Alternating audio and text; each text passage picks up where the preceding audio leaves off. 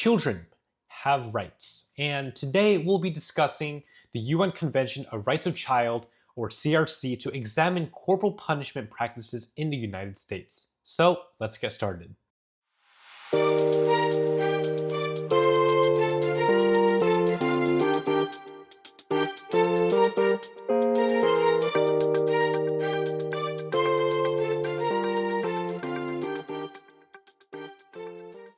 The CRC, a groundbreaking document for children's rights, began drafting in 1979 during the International Year of the Child.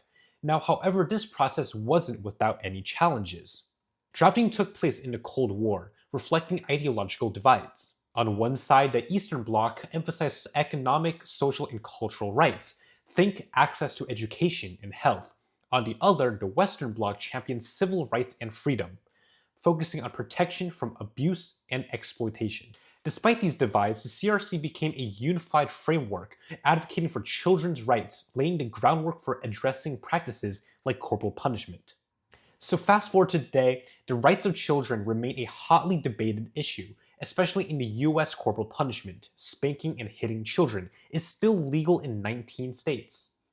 When the Oklahoma House passed a bill last week prohibiting corporal punishment for school children with disabilities, the debate began anew on whether or not it's appropriate to physically discipline any child in a school setting. Party review process, we actually meet with children for a whole hour between 9 and 10 when we're going to meet with civil society organizations and NHRI. Presented her report on the rights of child human rights defenders, which is entitled "We're Not Just the Future: Challenges Faced by Child and Youth Human Rights Defenders."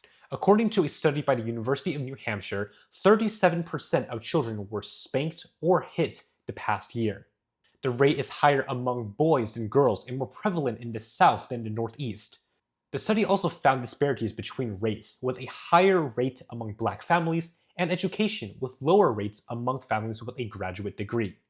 The Brookings Institute also notes that hitting children is more culturally acceptable in the United States than any other nation, not only by parents but also teachers. In fact, 19 states still permit corporal punishment in schools.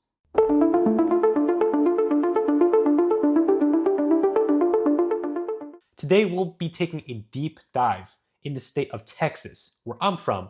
Under state law, parents, step-parents, grandparents, and legal guardians are allowed to discipline their children as long as it's considered reasonable.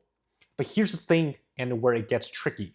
What's reasonable for one person may cross the line for abuse for another. So let's take a look at the Texas law. There are two key statutes to keep in mind when it comes to spanking in Texas. First is injury of child. Under Section 22.04 of Texas Penal Code, it is illegal to intentionally, knowingly, or recklessly cause serious bodily injury, mental impairment, or any bodily injury to a child. Second is the assault with bodily injury of a family member. Under Section 22.01 of the Penal Code, causing bodily injury, including physical pain or impairment to a family member, including a child, can lead to criminal charges. Now, you might be thinking, doesn't spanking cause pain? Technically, yes, and this is where the reasonable discipline defense comes in. The Texas Penal Code allows parents to use reasonable force to discipline their children, but what does reasonable mean? For example, spanking a child with a hand or a belt may be considered reasonable, but using items like electrical cords, ropes, or hitting out of anger crosses the line into abuse.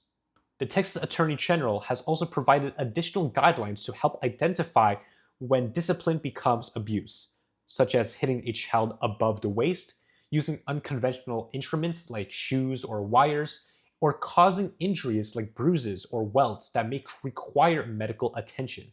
This is a slippery slope, as many intentions of using corporal punishment can lead to criminal charges. Some examples, such as in December 2019, a Texas mom was caught on video for whipping her son with a belt at school and making him apologize to a teacher, who was arrested and charged with injury to a child. In 2014, Minnesota Viking running back Adrian Peterson was charged with 1 count of reckless or negligent injury to a child, a felony, after accused of disciplining his 4-year-old son with a switch at his home in Spring, Texas.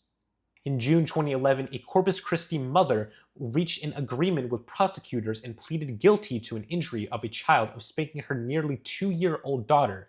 In exchange, she was sentenced 5 years probation and got a stern lecture from a judge who warned, "You don't spank children today."